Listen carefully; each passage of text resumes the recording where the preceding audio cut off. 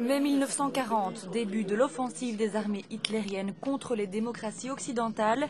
Le premier franchissement de la Meuse par les Panzers a eu lieu à août, la nuit du 12 au 13 mai.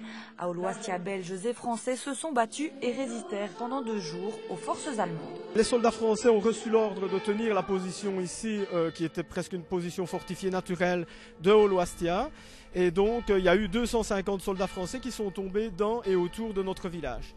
En 1970, le mémorial a été construit et depuis lors, il y a une amitié franco-belge qui est née et que nous essayons de perpétuer à travers le temps, à la fois avec le musée et en recevant nos amis français chaque année. Autre commémoration, celle de la libération des camps de concentration.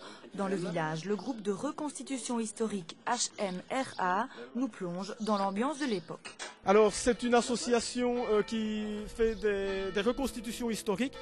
Et qui a répondu présent ce jour pour rendre aussi hommage à ces vétérans et à nos amis français. Georges Brenne a 94 ans, il a fait partie de ces soldats français qui se sont battus pour la démocratie. C'est avec des souvenirs intacts qu'il revient à Aulnoistia.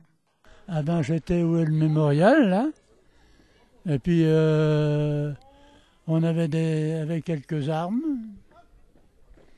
qui finalement ne servaient à rien, puisqu'en face de nous, ce sont 5 blindés qui sont arrivés à Tauberzinck, qui sortaient de la rue de Aulnoistia, c'est tout. J'étais prisonnier de guerre pendant 5 ans. J'ai été prisonnier en Pologne auprès de Danzig, puis plus tard à Poznan, puis après par punition, je suis descendu du côté de Hanovre.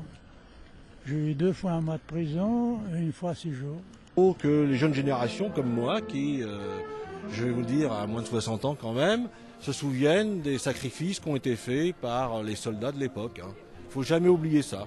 Même si aujourd'hui on vit dans une Europe en paix, il y a un tas d'événements qui peuvent se déclencher et auxquels il faudra faire face. Voilà. Le village de Aulnoistia fut l'un des témoins impuissants de la guerre 40-45. Il est important de ne pas oublier cette période de l'histoire pour que ne se reproduisent jamais de telles souffrances.